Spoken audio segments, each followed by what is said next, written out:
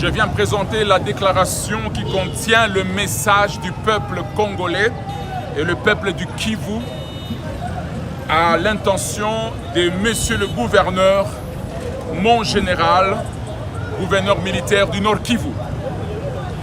Tous mes respects, mon général.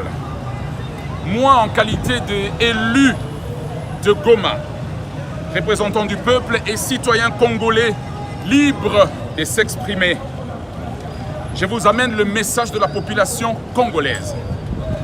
Mon lieutenant général, monsieur le gouverneur militaire du Nord Kivu, l'économie du Kivu dépend depuis toujours des échanges entre territoires, les importations avec les pays voisins et de l'entrepreneuriat privé. Mais aujourd'hui, monsieur le gouverneur, le trafic est réduit à plus ou moins 80%.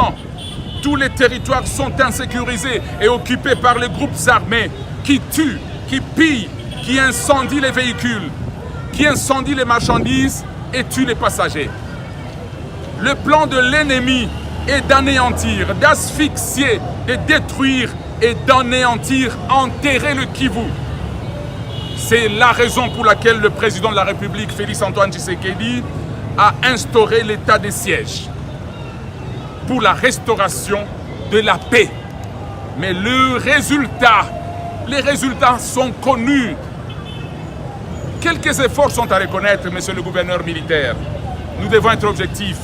Mais les territoires sont encore à feu et à sang. Aller à 30 km de toutes les villes du Kivu s'appelle risquer sa vie. Parce qu'on ne peut pas quitter les villes pour aller à 30 km des villes. La population demande, monsieur le gouverneur, où trouver l'argent? L'ennemi occupe les territoires, il tue partout. Et les services publics asphyxient les peuples par la multiplicité des taxes. Alors voici le message du peuple du Kivu. Mon général, monsieur le gouverneur militaire du Nord Kivu, le peuple ne conteste pas tout. Le peuple ne refuse pas qu'on peut payer les taxes.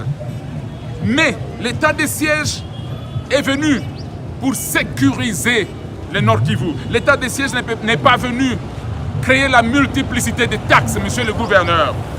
Si vous êtes venu servir le peuple, voici le message du peuple du Kivu. Suspendez le bouclage que vous prévoyez, le bouclage sur la circulation routière. Organisez une concertation avec les structures citoyennes de la société civile. Revoir le délai et puis fractionner les taxes en 4. Sensibiliser les conducteurs et propriétaires des véhicules. Puis au moins organiser tous les 2 mois un bouclage pour une taxe parmi les 4 ou 5 taxes que vous demandez. Sinon, monsieur le gouverneur militaire, 30 ans de guerre, l'insécurité, tous les efforts que vous voyez, la construction des routes, la construction des maisons, le maintien de cette vie qui continue, c'est grâce aux efforts et l'abnégation des populations du Kivu. Arrêtez d'exagérer avec les taxes, monsieur le gouverneur. Nous souffrons. Pensez à la souffrance du peuple congolais, du Kivu. Nous vous demandons ceci. Suspendez maintenant le bouclage. Suspendez, c'est le seul emploi que les gens ont. Les taxis, les motos, c'est le seul emploi qu'on a. On n'a pas d'argent.